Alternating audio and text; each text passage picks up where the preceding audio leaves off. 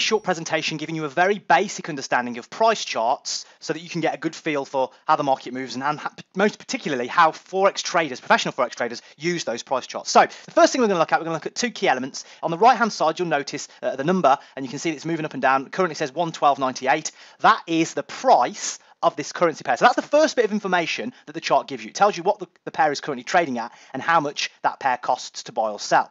The other thing that price tells you related to that, of course, is where the price has been in the recent past. So you can see here in this example that this currency pair has came all the way up to 113.80, and then sellers came into the market and pushed it all the way back down to its lows.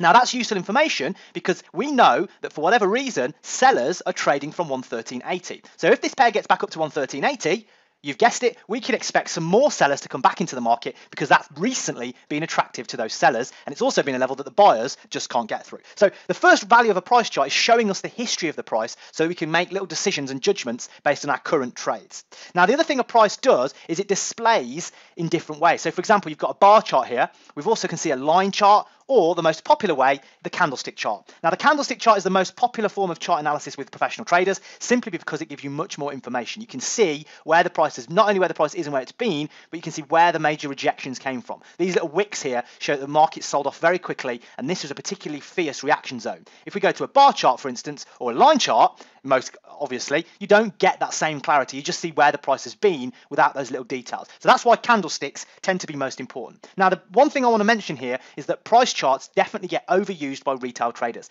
You do not trade the markets, or professionals don't trade the markets by simply staring at a price chart and waiting for it to give it a signal of which way to trade the currency on the different pairs. A mistake retail traders make is they line up all their currency pairs, they put their indicators on each one, and then they just wait to see which pair gives them a signal next. That is the worst way you can trade, and if you do trade like that, you stand a very high chance of losing money. The way you get your analysis is by studying the fundamentals and the sentiment, so you can highlight which particular currency pair you want to trade, which direction you want to trade it in, and then you use the price chart for an extra layer of analysis. So I hope that's helped. That's an introduction to price charts. The two values are, of course, the price and the history of what the pair has been doing, so you can make